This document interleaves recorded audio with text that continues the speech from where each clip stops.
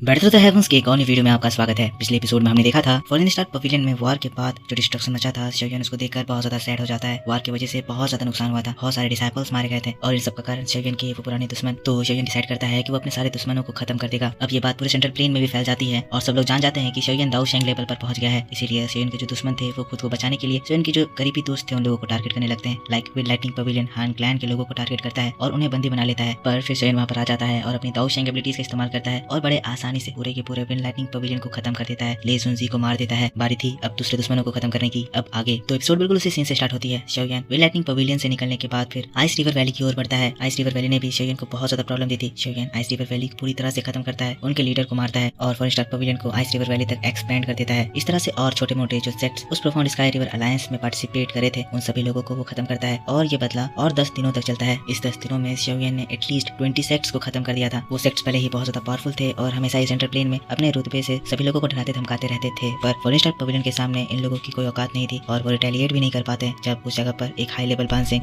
और एक 1 स्टार ताओशेंग बहुत सारे ताउसन के एक्सपर्ट्स के साथ आ जाते हैं। फॉरेन स्टार पवेलियन जो इस तरह से सेंट्रल प्लेन की मेन सेक्ट्स को खत्म कर रही थी, लोग ये नजारा देखकर बहुत ज्यादा हैरान और घबरा गए थे। पास्ट में फॉरेन स्टार पवेलियन हमेशा से ही अपना काम और क्वाइट नेचर को डेवलप करके रखा था, इसीलिए फॉरेन स्टार पवेलियन को लोग उतना ज्यादा सीरियस नहीं लेते थे। पर अभी जो फॉरेन स्टार पवेलियन ने अपना बदला लिया है उससे सभी लोगों को ये समझ में आ गया है कि अगर कोई भी फॉरेन स्टार पवेलियन से पंगा लेने की कोशिश करेगा तो जब उसे फॉरेन स्टार पवेलियन के गुस्से का सामना करना पड़ेगा तो वो लोग इस दुनिया में सर्वाइव नहीं कर पाएंगे। 10 दिनों के बाद फॉरेन स्टार पवेलियन की आर्मी वापस फॉरेन स्टार पवेलियन आ जाती है। काफी तबाही मच चुकी थी, अब इससे ज्यादा वो लोग और मचाते तो सेंट्रल प्लेन की आधी पॉपुलेशन खत्म हो जाती। फॉरेन स्टार पवेलियन ने इन सारे दुश्मनों को तो खत्म कर दिया पर अभी भी जो सबसे मेन दुश्मन है यानी कि हॉल ऑफ सोल अभी तक अछूता है। फॉरेन स्टार पवेलियन ने जो सेंट्रल प्लेन में अपने दुश्मनों को खत्म करा था, इसमें हॉल ऑफ सोल बिल्कुल शांत रहती है, किसी भी बैटल में इंगेज नहीं होती है, ना ही अपने किसी भी एक्सपर्ट्स को कोई सहायता करने के लिए भेजती है। पर ये चीज देखकर भी शोयन का ग्रुप शांत तो नहीं बैठ सकता है क्योंकि सभी को पता है कि हॉल ऑफ सोल बहुत ज्यादा मिस्टीरियस है। अगर वो अभी कुछ कर नहीं रहा है, कोई रिटेलिएट नहीं कर रहा है, मतलब वो जरूरी अपनी स्ट्रेंथ गैदर कर रहा है। जैसे ही समय आएगा वो लोग जरूरी फॉरेन स्टार पवेलियन पे एक और हमला करेंगे क्योंकि फॉरेन स्टार पवेलियन ने हॉल ऑफ सोल को एक बड़ा घात पहुंचाया है और जब भी हॉल ऑफ सोल अटैक करते हैं वो लोग एक बहुत ही लीथल ब्लो देते हैं। ये बात सभी को पता है, इसीलिए शोयन, मास्टर याला सभी लोग बहुत ज्यादा सतर्क हैं। वो लोग भी चाहते हैं कि जितनी जल्दी हो सके वो लोग हॉल ऑफ सोल को एलिमिनेट कर दें। पर अभी फॉरेन स्टार पवेलियन की इतनी स्ट्रेंथ नहीं है कि वो हॉल ऑफ सोल जैसे बड़े एंटिटी से फाइट कर सके। तो इसका एक ही उपाय है कि फॉरेन स्टार पवेलियन को अपना अलायंस बनाना होगा। अब सेंट्रल प्लेन में टॉप फैक्शंस को देखा जाए तो इन टॉप फैक्शंस में जो अच्छे लोग हैं वो फ्लावर सेक्ट और फिर बर्निंग फ्लेम वैली के लोग हैं। यही लोग बहुत ज्यादा पावरफुल भी हैं और कहा जाए तो यही लोग थोड़े अच्छे भी हैं। इसके बाद पिल टावर है जो कि बहुत ज्यादा ताकतवर है और इसके कंपैरिजन में ये फ्लावर सेक्ट और बर्निंग फ्लेम वैली कुछ भी नहीं है। पर शुरुआत ये लोग फ्लावर सेक्ट और बर्निंग फ्लेम वैली से करने का डिसाइड करते हैं। तो याला कहते हैं कि वो फ्लावर सेक्ट में अलायंस की बात करने के लिए जाएंगे और शोयन बर्निंग फ्लेम वैली को जाएगा। एज शोयन की बर्निंग फ्लेम वैली में काफी ज्यादा रेप्यूटेशन है और वही याला की फ्लावर सेक्ट में काफी अच्छी रेप्यूटेशन है। तो सबसे पहले लेटर्स इन दोनों सेक्ट में भेज दिए जाते हैं ताकि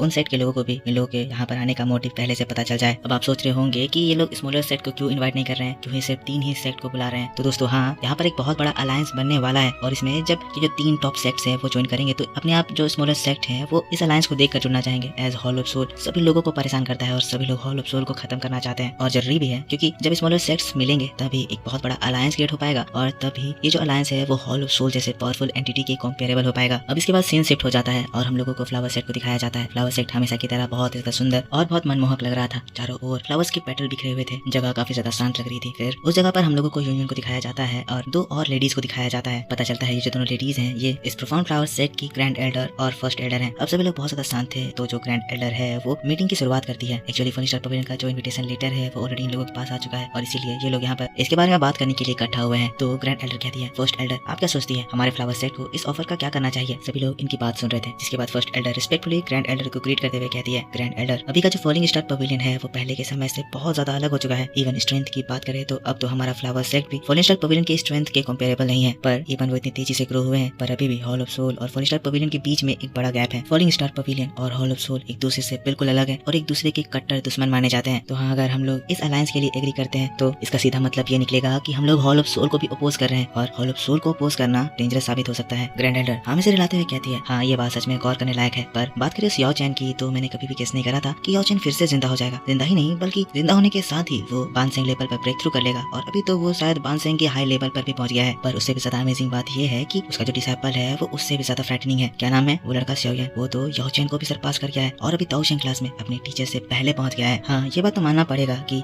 ये स्ट्रेंथ हमारे फ्लावर सेट से बहुत ज्यादा स्ट्रॉन्गर है। रही बात करें हॉल ऑफ सोल की तो हॉल ऑफ सोल से तो हम दोनों ऑलरेडी पास्ट में फाइट कर चुके हैं। वो लोग वाकई में एक ट्रबलसम क्रिएचर तो है। फिर इसके बाद यूनियन जो यहाँ की लीडर है खड़ी होती है और कहती है, फॉलिंग स्टार पवेलियन की ये जो अलायंस है वो रिस्की तो है पर देखा जाए तो फ्यूचर में ये हमारे फ्लावर सेट को जरूर बेनिफिट करेगी। बात करें फ्लावर सेट के डेवलपमेंट की, तो हमारा डेवलपमेंट भी कुछ सालों से एकदम स्थिर हो गया है। इस वजह से हम लोगों को प्रोफाउंड स्काई सेट जैसे सेट फ्रीक्वेंटली सप्रेस करते आए हैं। अगर हम लोग इस अलायंस में जुड़ जाते हैं तो फ्लावर सेट की रेपुटेशन अनडाउटेबली बहुत ज्यादा बढ़ जाएगी। इस वजह से हम लोगों को उस अलायंस में जरूर जुड़ना चाहिए। ये कहते हुए यूनियन ने अपना एक्सेप्टेंस दिखा दिया कि वो सेयन के साइड में है। पर यूनियन की बात को सुनकर जो ग्रैंड एल्डर थी वो स्माइल करती है। ये प्रोफाउंड स्काई सेट वाकई में हम लोगों को बहुत ज्यादा ट्रबल पहुंचाया है। पहले बिग सिस्टर और मैं इंटरमीडिएट लेवल के बानसेंग थे। अगर हम लोग एक साथ मिलकर भी फाइट करते तो शायद उस ओल्ड डीमन तियानमिंग से हम लोगों का एक ड्रॉ हो जाता, क्योंकि वो तियानमिंग उसमें हाई लेवल का बानसेंग था। पर अब जब बिग सिस्टर हाई लेवल बानसेंग पहुंच गई है तो हम लोग वैसे भी प्लान कर रहे थे कि वो प्रोफाउंड स्काई सेट को हम लोग खत्म कर दें। पर अनएक्सपेक्टेडली हमें जो काम करना था वो उस शाओयान ने कर दिया। शाओयान का नाम लेकर स्माइल करते हुए यूनियन की ओर देखती है और फिर कहती है, यूनियन मैंने ये रूमर सुना है शायद तुम्हारे और उस शाओयान के बीच में कुछ रिलेशनशिप है। अगर ये बात सच है तो ये बहुत ज्यादा बढ़िया बात हो जाएगी। अगर उसके जैसा पावरफुल पर्सन को तुम हमारे फ्लावर सेट के साइड कर लो। यूनियन थोड़ा सा शर्माती है, लेकिन फिर हाँ में अपना सिर हिलाती है। अब बारी थी डिसीजन लेने की, तो सीन यहाँ से शिफ्ट हो जाता है और हम लोगों को याला को दिखाया जाता है जो कि फ्लावर सेट में आ गए थे। जिसके बाद उस जगह पर वो दोनों एल्डर्स आते हैं। अब ये दोनों लेडीज बानसेंग क्लास पर है तो ये लोग याला को ना ज्यादा भाव नहीं दे रहे हैं, पर इसका मतलब ये नहीं है कि वो याला की रिस्पेक्ट नहीं करते हैं। उसके पास आते हैं और फिर याला से मेल मिलाप करते हुए जो फर्स्ट एल्डर है वो कहती है अलायंस का डिसीजन हमारी बिग सिस्टर बताएंगी। कहते हुए जो ग्रैंड एल्डर है वो फर्स्ट एल्डर की ओर देखती है, फिर फर्स्ट एल्डर यूनियन की ओर देखती है और फिर कहती है, यूनियन मैं जानती हूँ कि तुम क्या चाहती हो, तुम्हारे अंदर क्या फीलिंग्स है। इसी वजह से तुम एक बार हमारे टीचर से भी आर्ग्यू करने लग गई थी, पर कोई बात नहीं, हमने डिसीजन ले लिया है। हम लोग फॉलिंग स्टार पवेलियन के साथ एक अलायंस बनाकर हॉल ऑफ सोल को खत्म करेंगे। याला भी ये बात सुनकर खुश हो जाते हैं और इन लोगों के बीच में अलायंस क्रिएट हो जाता है। सीन यहाँ से शिफ्ट होता है और हम लोगों को बर्निंग फ्लेम वैली को दिखाया जाता है। बर्निंग फ्लेम वैली में शाओयान जाने वाला था, पर शाओयान से पहले उनका लेटर पहुंच गया है। अब यहाँ पर हॉल में बर्निंग फ्लेम वैली के लीडर तांग जेन और उनकी डॉटर तांग हाओ थी। एक जन में ये लोग भी अपने बर्निंग फ्लेम वैली के जो ग्रैंड एल्डर है उनसे परमिशन लेने के लिए आए थे। अब ये जो ग्रैंड एल्डर है इनके कल्टिवेशन लेवल के बारे में अच्छे से रिवील नहीं किया गया है, पर इतना तो है कि ये एटलीस्ट बानसेंग क्लास के हाई लेवल पर तो जरूर है। ग्रैंड एल्डर इन्विटेशन लेटर को पढ़ रहे थे और देखकर फिर एकदम लेटर को फेंकते हुए कहते हैं अलायंस, और वो भी हॉल ऑफ सोल से डील करने के लिए। वो लोग जो कि ना ही ह्यूमन है ना ही घोस्ट, पता नहीं किस तरह के क्रिएचर है, कौन ही उन लोगों को बिना कोई मोटिव के अपोज करना चाहेगा। नो वे, हम लोग इस अलायंस को कभी ज्वाइन नहीं करेंगे। उन लोगों को जाने के लिए कह दो। अब अपने ग्रैंड एल्डर की बात को सुनकर तांग जेन और तांग हो एक बिटर स्माइल करते हैं, एज वो लोग चाहते नहीं थे कि वो लोग शाओयान को वापस लौटा दे। पर ये लोग इतना जानते हैं कि उनका ये जो ग्रैंड एल्डर है वो हमेशा गुस्से में रहता है, इसीलिए दोनों ही उनको शांत करते हैं। ये जो ग्रैंड एल्डर थे वो शायद किसी तरह की बीमारी से पीड़ित थे। थोड़ा शांत होने के बाद फिर वो आराम से कहते हैं, हमारी प्रिंसेस वो अभी जवान हो चुकी है। क्या नाम है उस लड़के का? शाओयान। वो अभी 1 स्टार दाओशिंग लेवल पर पहुंच चुका है, बल्कि अभी तो वो ज्यादा ओल्ड भी नहीं है। तो हाँ, मेरी एक शर्त है, उसे तांग वो से शादी करने के लिए बोलो और फिर तब मैं इस अलायंस के लिए एग्री कर जाऊंगा। ये बात सुनकर प्रिंसेस तांग एकदम शर्मा जाती है, लेकिन फिर गुस्सा भी जाती है। वो अपने ग्रैंड एल्डर को जो धीरे धीरे थपथपा रही थी अचानक से जोर से पीठ पे एक लापा मारती है। फिर शर्माते हुए कहती है, ओल्ड फेलो, आपको मेरी शादी के बारे में नहीं बल्कि इस बारे में चिंता करना चाहिए कि आप जब मर जाएंगे तो आपकी नॉनसेंस बातें सुनने के बाद आपका क्रियाक्रम कौन करेगा। तांग जिन जब ये सुनते हैं प्रिंसेस तांग को समझाते हैं, कहते हैं ऐसे रूड मत हो। यहाँ पर जो सारी बातें चल रही थी वो मजाकिया चल रही थी, पर मेन डील अभी होना बाकी है और वो डील की कहानी मैं आपको नेक्स्ट एपिसोड में बताऊंगा। तो दोस्तों इस वीडियो में तो इतना ही। आई होप आपको ये वीडियो पसंद आया होगा। अगर वीडियो पसंद आया है तो इसके ऊपर एक लाइक जरूर कर देना। नेक्स्ट एपिसोड आपके लिए मेरे दूसरे चैनल ओताकू सेंपाई 2 पर आज या फिर कल अपलोड कर दिया जाएगा। पर उसे देखने के लिए बस आपको इस वीडियो पर सपोर्ट दिखाना है। तो दोस्तों ज्यादा से ज्यादा लाइक कीजिए, कमेंट में लिखना कि वीडियो कैसा था। मिलूंगा मैं आपसे नेक्स्ट वीडियो को लेकर, तब तक के लिए टेक केयर।